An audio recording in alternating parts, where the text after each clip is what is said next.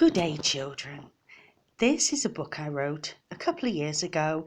It's called The Grand Old Plunger, also illustrated by myself.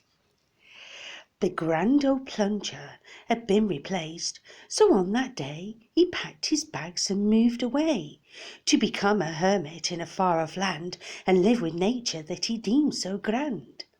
With suitcase in hand and brush as his cane, he walked through the wind and the rain, until finally he came upon a small disused barn.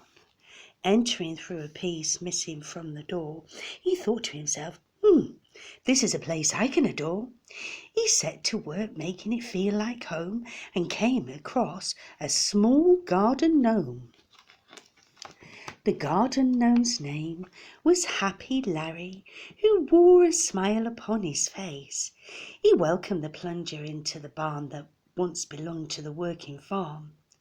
The gnome showed the plunger around the farm that once had lots of chickens and geese, and told him the story of old Farmer Jack, who would walk through the village with his old brown sack upon his back. Then, one day, Farmer Jack went his usual way and didn't come back again that day. Then some strange people came to the farm and took away all the chickens and geese. They boarded all the windows and doors, and from that day the farm was no more. And so the gnome moved in to the barn next door. As they walked, the Grand Old Plunger tripped upon something sticking out from the ground, and as he fell he made such a loud sound. Oh! The gnome knelt down and dug a box from out of the ground, and when he opened it, guess what he found?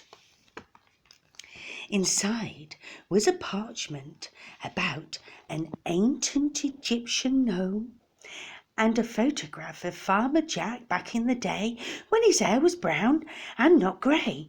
And what a surprise it was to see young Farmer Jack standing next to Happy Larry.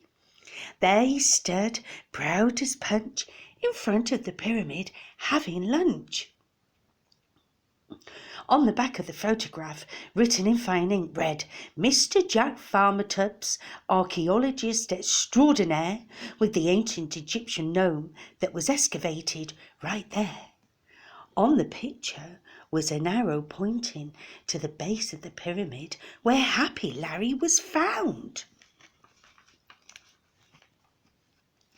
The plunger stared at Happy Larry with an open mouth and could not say a word until they heard something in the sky nearby. It came to rest in the field next door and popped open its huge metal door. And to their surprise, someone jumped to the ground, and then the flying machine made such a loud sound. Quickly they hid behind a tree and watched eagerly as the figure walked towards the farmhouse with a sack on his back. And guess who it was? It was old Farmer Jack. He was finally back. I hope you enjoyed my story and the illustrations. The end.